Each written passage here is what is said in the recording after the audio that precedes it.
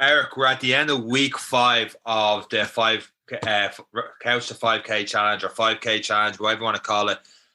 Long run weekend. I keep talking about it was my favorite run of the week, and I absolutely love doing it. Eric, I couldn't do it today. Couldn't do it. I had we had a few people on a Zoom call last night, and I spent a couple of hours doing a Zoom quiz with all these different mad rounds. And while I was correcting the scores, I was getting a little bit frustrated, a little bit angsty, trying to make sure it's right and all these different numbers. So I made it really complicated. Like, we had pointless rounds and everything, so trying to judge that out. And the more frustrated I got with it, the more I drank. So I had a fair bit of drink, and then by the time the quiz was done, the 6 rounds were done, which took like 2.5 hours somehow. I celebrated with a couple of tequilas sent by you from America, from the main man, the Rock himself. So a fair few of them.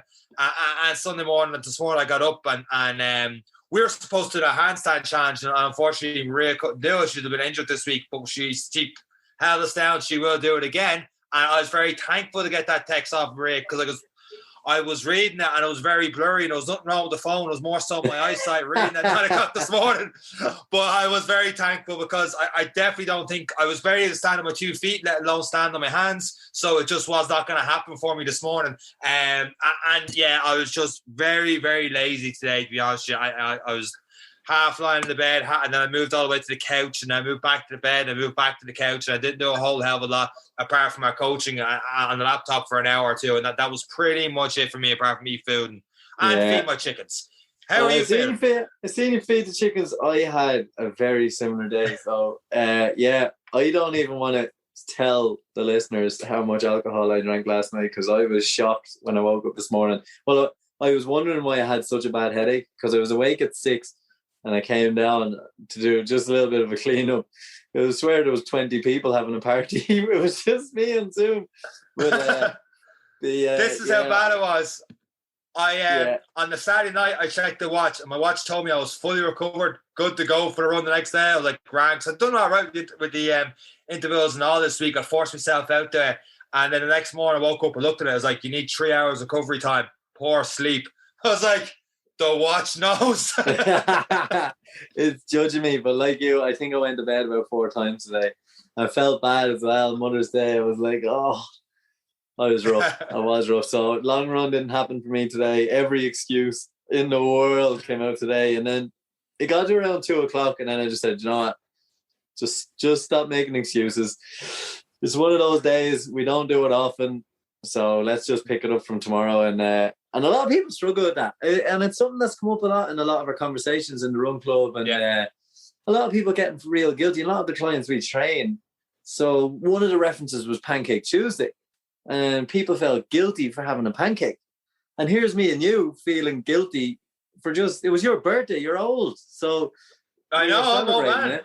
Yeah, and we feel guilty for celebrating your birthday, but eventually you have to just draw a line under these things. There's going to be events that you're just going to want to enjoy yourself, and then the next day you're just not going to want to put in that effort to do it. And to be honest, I think personally, well, I'm not a professional athlete, but I do like to get out there. You're not a professional athlete, we're not, the Olympics isn't, but depending on us going for that run today. But it's just a little bit of life as well, and that's the really important thing we're trying to show. That's why we're so honest about it. Like, we're honest about it. I drank too much, because there's a lot going on in the world, and you need to there's a lot of stress and stuff going on. You just need sometimes to say, you know what, it's not this week. Do a little bit here and there. My nutrition this week was shocking, because it's herself's birthday the day before mine. Added pressure to make sure she got a good present, and so there was cake on that day, there was cake the next day for mine, there was cake throughout the week, and then the weekend we already talked about that, and I got a few runs in. By the time I got to Sunday, just I just have to tap out and say, not today. I'll get back on that train again tomorrow. And then just like when we pull up the 5K challenge plan, stuff like that, and you have the 6 weeks, and people be like, I missed the Wednesday session for whatever reason. Like, do I go back to week 1? Do I go back to week 2? Or do I just give up on it? And it's like, when those programs are in place, it is expected. Like, if you're a 6-week training plan for a marathon, it is never going to run smoothly. Like, you will miss dates. Like, if you're putting in every single session 100% matters, I can't afford to miss it. No, you will miss dates. And same if you're in the gym. There's going to be days where even if you are in the gym for whatever reason, maybe you had a good night like before, like yourself, and you're dead dog tired, you're going to be going through the motions and the exercises. You're not going to hit your peaks and stuff like that. And that's okay. Or you might miss a session, and that's okay too. Just realize that you're not going to hit every training session in the program, and that doesn't mean the whole program's a waste either. Life gets in the way. It's a bit of a balancing act. Like, we're not an athlete podcast.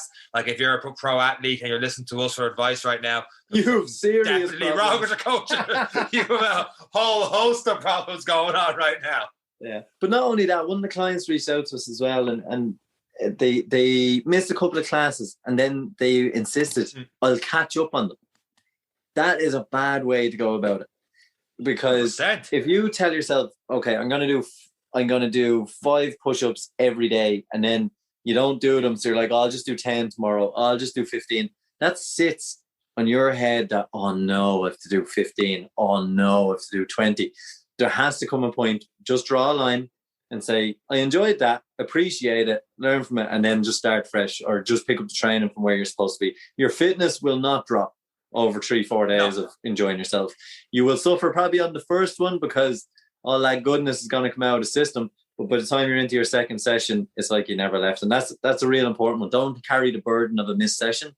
It is just that. It's just a missed session. Yeah. It can happen for any reason. Just draw a line and set the next target. The next target is the next weekend, the next small goal, the next run. That's all it is. And I think people are like, they want to be like perfectionists about it and stuff. Like, you get your little icons awards on like certain amount of streaks on whatever apps and stuff you're using, and you have to hit every session, have to do everything right. And sometimes coming down to the actual exercise themselves. Slight segue on it. Like, I remember a couple of years ago, I was training my dad in the gym, and he'd be doing the single leg RDLs, and he'd be going for balance and stuff. And it's on videos on YouTube and stuff where he hit 9 of them out of 10. And that 10th one, he'll stammer and fall a little bit and have to catch his foot. He'd go, Beckett. So instead of just getting the 1 rep right, he'd try and get all 10 right again, just to say he got it in that straight goal in the routine. But if you got like that, having that perfectionist attitude and everything, you just know, it's same with nutrition. If you have that perfectionist kind of, I have to hit everything 100%, I can't have any sort of cheat meal, you'll drive yourself up the wall, and eventually you'll completely fall off the wagon. But if you say, I'm going to stick to a training plan, nutrition, everything else, 70, 80% of the time, let's say 80% adherence to it, and 20% have whatever cheats or drinks, whatever it is, miss a session here and there, but have 80% on track, you're going to make progress and get towards your overall goal. You will get there as long as you're enjoying the journey to get there. And that's what I truly believe we're all about here at any given training day. It's funny you say that as well. I've been tracking all my calories. So obviously everyone's been seeing the meals I've been putting up, and I'm working on the little booklet, hopefully. So when clients sign on, there's some meal ideas. It's not a guide. It is a guide. Sorry. It's not a religious kind of document. It's a guide to say, look, here is some meals that are X amount of calories that are enjoyable.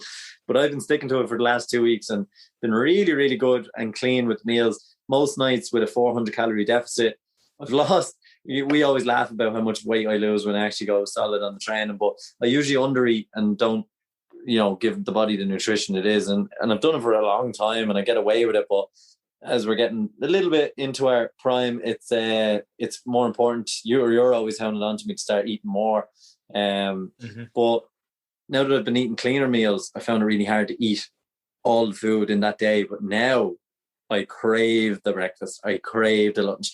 And I'm barely hitting the calories for the day. I actually can't eat enough without like having the Jaffa cake, one Jaffa cake. That gives me the 50 calories and peanut butter and jam on a rice cake. And then I'm there, so I think over the last 2 weeks, Seán, overall, I was down around 2,500, 3,000 calories. And then I was like, I came to this weekend, I was on a streak. So the streak, and I was trying my best, but that was only like, you're 200 here, a 300 there. But it added up from being consistent with my meals and eating clean and doing the best. Because it would get to like 11 and I'm like, I actually can't eat anymore. Like the 300, I just have to do it. Because I am trying to lean up a little bit and lose weight. So over the last 2-3 weeks, I ended up losing nearly 4 kilos, half a stone, from just eating correctly, eating more than I've ever eaten, training the same with a 300 calorie deficit a day. A lot of that being water weight because I'm doing a lot more longer cycles, a lot of longer runs. My body was responding a lot better. I wasn't tired. And it was just amazing. And it's phenomenal what has happened over the last 2 weeks. So this weekend, like you were saying, I had a 14-day, because I did the diet before I started the training. and I had like a Yep. 16-day streak coming into Friday. And on purpose, I said, no, I'm not feeling out anymore this weekend.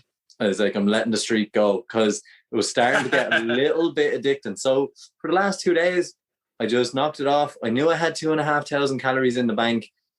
And, you know, I had 2 cream cakes. Like you said, I had an Easter egg there today. And we got a takeaway last night. I had pizza. And I didn't go for my run today, and we had our beers. And I'm going to start tomorrow. Kind of, if I had tracked it, probably a little bit over or under, but I enjoyed it. And I think that's one part where we talk about the unhealthy relationships with food. I very much had one for a long time because I was bigger, then got skinnier, and then was real conscious of never going back.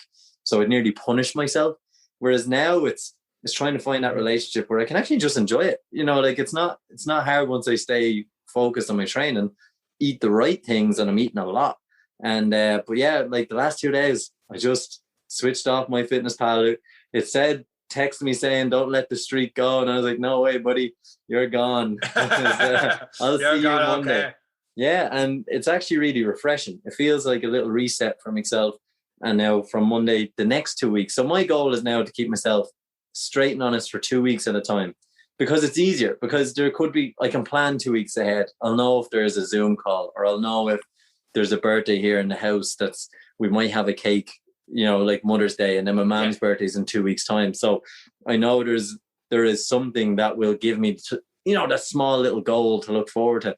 And that's one thing we've been giving to the clients as well, is these smaller goals are a lot better for the consistency. And that's one thing I've learned. When I hit that 2 week mark, just let go of everything, enjoy, relax, learn to relax, because it's a hard thing when you start on a plan. You would probably agree with me, Seán, when you're on a program, 100%. It's hard. You feel guilty to step away from it as such. Yeah, 100%. Speaking of birthdays and feeling good and all the rest, and just talking about getting people in, we've mentioned the coach and stuff like that. What we've decided to do is, because I was going through our coaching today, that's the one thing I did do, an hour or two in front of the laptop doing our coaching.